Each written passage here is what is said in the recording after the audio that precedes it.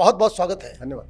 आप तो देश में घूम घूम कर हिंदू समाज को जागृत करने का काम कर रहे हैं। ये बताइए कि कन्वर्जन, इसकी रोकथाम के लिए कुछ हो रहा है और ये कितनी बड़ी समस्या बनते चली जा रही है? धर्मांतरण बहुत बड़ी गंभीर समस्या हो चुकी है मनीष जी।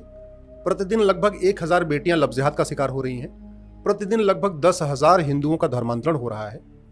ड्रग्स जिहाद के जरिए नपुंसकता और बाजपन फैल रहा है। 6 करोड़ घुसपैठिए भारत में आ चुके हैं। मेरी PILRD सुप्रीम कोर्ट में पेंडिंग है। धर्मांतरण मेरी 6 करोड़ मतलब हमने धर्मशाला बना दिया। एकदम बना दिया। जनसंख्या विस्फोट भी बहुत तेजी के साथ हो रहा है। अभी हापुड़ में एक 42 साल की गुड़िया को 17वां बच्चा हुआ है। मतलब वो नानी भी बन रही है, दादी भी बन रही है और माँ भी बन रही है। तीनों, मतलब उसके बेटे के भी बच्चे हो रहे हैं, उसकी बेटी को भी बच्चे हो रहे हैं, उसको खुद को भी बच्चे हो रहे हैं। ये चल रही है अल्लाह के फजल से। ठीक है। तो भारत की डेमोग्राफी पिछले 75 साल में बहुत तेजी के साथ बदली है। 9 राज्यों में हिंदू खत्म हो चुके हैं।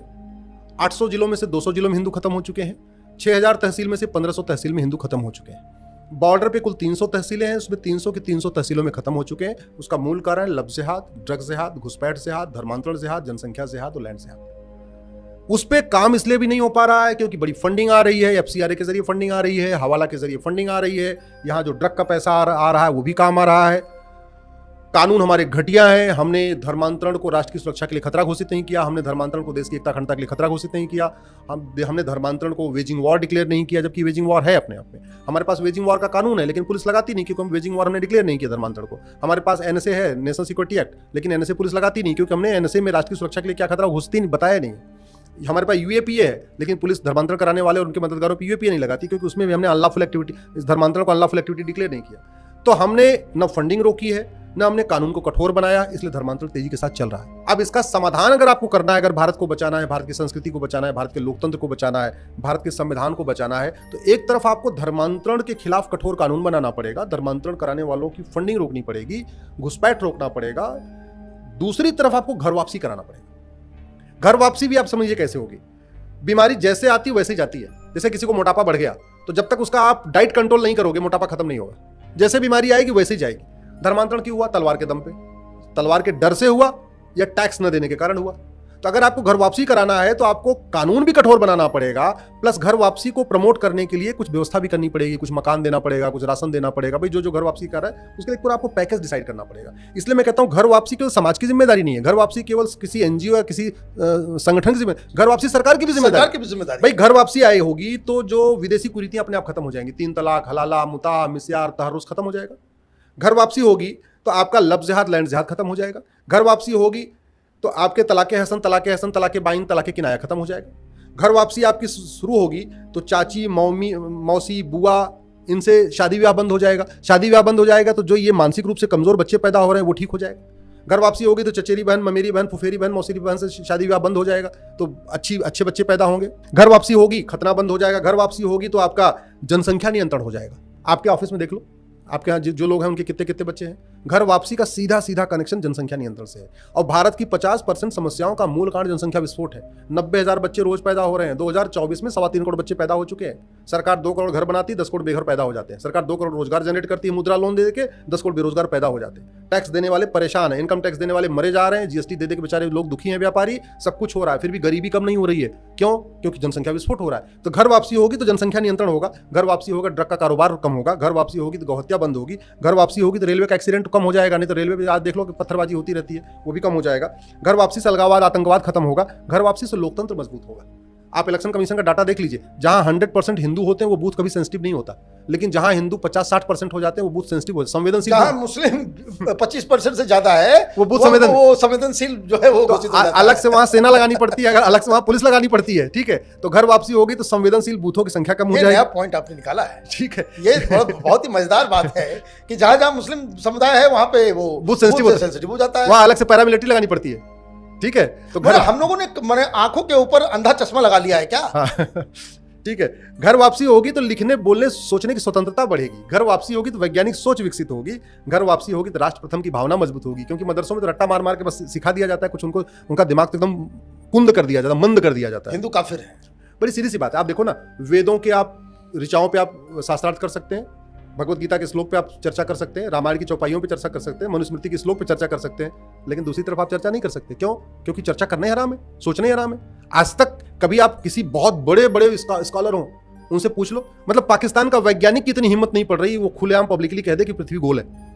बाकी छोड़ दो, पाकिस्तान, बांग्लादेश या मुस्लिम कंट्री के वैज्ञानिक की इतनी हिम्मत नहीं है कभी वो मीडिया में आके कह दें कि धरती गोल है, जबकि वो जानते हैं धरती गोल है। ये स्थिति है। तो घर वापसी होगी तो कम से कम ये भी ठीक हो जाएगा। घर वापसी होगी तो पुलिस का बोझ कम होगा, घर वापसी होगा, मुकदमों का बोझ कम होगा।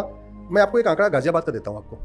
गाजियाबाद में चोरी, लूट, झपटमारी, बाकी और जो ड्रग स्मगलिंग के कारोबार में जनसंख्या गाजियाबाद में 20% है, लेकिन अपराध में अपराध में रेशियो 40% है, लेकिन चेन स्नेचिंग और मंगलसूत्र खींचने में 80% है। क्यों? जानते हैं क्यों? क्योंकि मंगलसूत्र चेन कौन पहनता है? हिंदू महिलाएं पहनती हैं, हिंदू बहन बेटियां पहनती हैं। तो चेन और मंगलसूत्र शुभ का वो है ना, द्योतक है ना, इसलिए महिलाएं पहनती हैं, जो सुहागन होती हैं वो पहनती हैं। तो उसको चेन स्नेचिंग में 80% रेशियो है। आप कभी गाजियाबाद के कमिश्नर साहब से या किसी पुलिस वाले से पूछिए, आंकड़े उनके पास हैं कि भाई पिछले 2024 में जितनी चेन स्नेचिंग हुई है, जरा उसका परसेंटेज मुझे बताओ, रिलीजन वाइज पॉपुलर। तो जिसकी जनसंख्या गाजियाबाद में 20% है, अपराध में, बाकी अपराध में उसकी जनसंख्या 40% है, और चेन स्नेचिंग और मंगलसूत्र खींचने में उसकी जनसंख्या 80% है। मतलब ये टारगेटेड है, दे नो कि भाई वो हिंदू महिला है। हाँ, तो भाई बड़ी सीधी सी बात है, जब घर वापसी हो जाएगी तो चेन स्नेचिंग भी कम हो जाएगी, मंगलसूत्र भी कम छीना जाएगा। घर वापसी होगी, वसुधैव कुटुंबकम की भावना होगी, नारी तु नारायणी की भावना मजबूत होगी, नरस्तु पूज्यते रमन्ते तत् की भावना मजबूत होगी।